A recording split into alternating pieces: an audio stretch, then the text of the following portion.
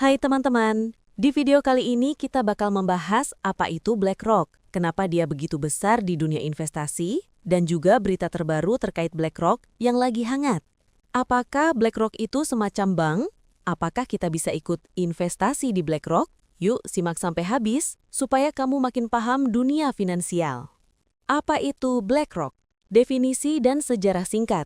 BlackRock adalah perusahaan manajemen aset global yang berbasis di New York, AS.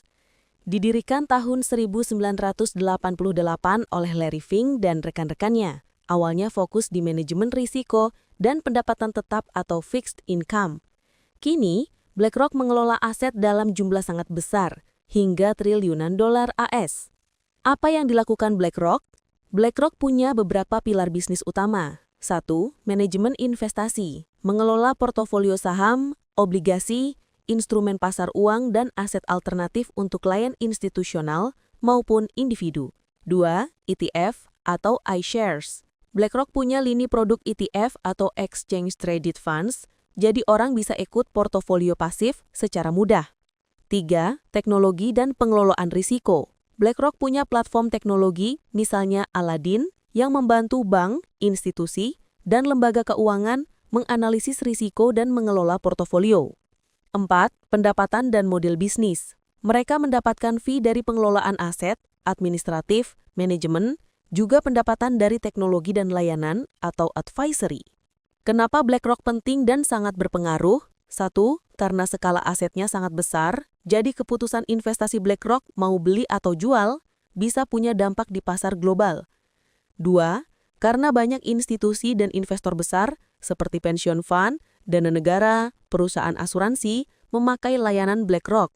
3. Karena BlackRock masuk ke banyak kelas aset, saham, obligasi, infrastruktur, dan aset digital. Jadi jembatan antara investor tradisional dan tren baru. Berita dan strategi yang lagi dijalankan. Berikut beberapa hal terbaru yang harus di-highlight. 1. Aset dan kinerja terbaru. Di kuartal akhir 2024, BlackRock mencatat aset yang dikelola mencapai rekor, yaitu sekitar $11,55 triliun. Pendapatan dan laba juga meningkat secara signifikan, seiring masuknya dana net inflows ke produk ETF dan investasi institusional. 2. Akuisisi besar dan ekspansi. BlackRock membeli HPS Investment Partners, sebuah manajer kredit swasta senilai sekitar $12 miliar untuk memperkuat lini investasi private credit atau pembiayaan swasta. Opinius. Sebelumnya juga ada akuisisi infrastruktur dan penguatan posisi di aset swasta, sehingga tidak hanya bergantung pada ETF pasar publik. 3. Kepedulian ke Indonesia dan Asia.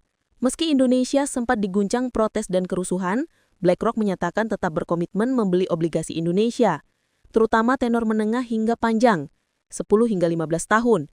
Mereka menyebut bahwa yield atau imbal hasil tinggi obligasi Indonesia bisa mengkompensasi resiko politik tersebut. Kabarnya proporsi investasi di obligasi jangka panjang ditambah, sementara sebagian posisi di tenor pendek dikurangi. 4. Isu atau tantangan dan kontroversi. Dalam pemberitaan, ada kritik terhadap strategi ESG BlackRock. Beberapa negara bagian di AS menuding BlackRock menyesatkan publik soal bagaimana ESG diterapkan. Di Indonesia, ada berita bahwa BlackRock mengajukan ETF Bitcoin Premium Income. Ini sinyal bahwa BlackRock makin merambah aset digital atau kripto. Juga ada laporan bahwa BlackRock membeli BTC dan ETH dalam jumlah besar, menandakan ketertarikan institusional terhadap kripto. Implikasi dan pelajaran bagi kita. Setelah tahu siapa BlackRock dan apa yang sedang dilakukannya, apa artinya untuk investor individu atau kita di Indonesia? 1. Peluang dan risiko. Peluang, BlackRock masuk ke pasar negara berkembang seperti obligasi Indonesia bisa meningkatkan likuiditas dan daya tarik pasar lokal.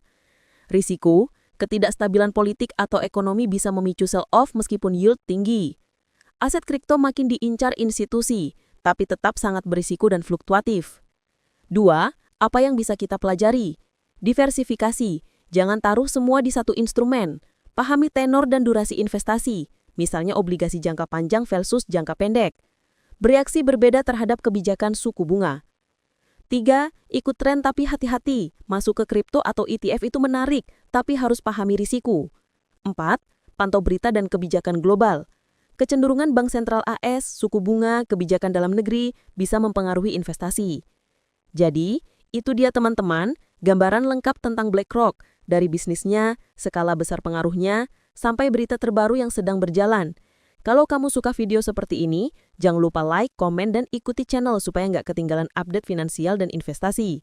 Di kolom komentar, tulis ya, apa pendapatmu tentang BlackRock masuk pasar kripto? Atau mau aku bahas perusahaan sejenis seperti Vanguard versus State Street berikutnya? Sampai jumpa di video berikutnya.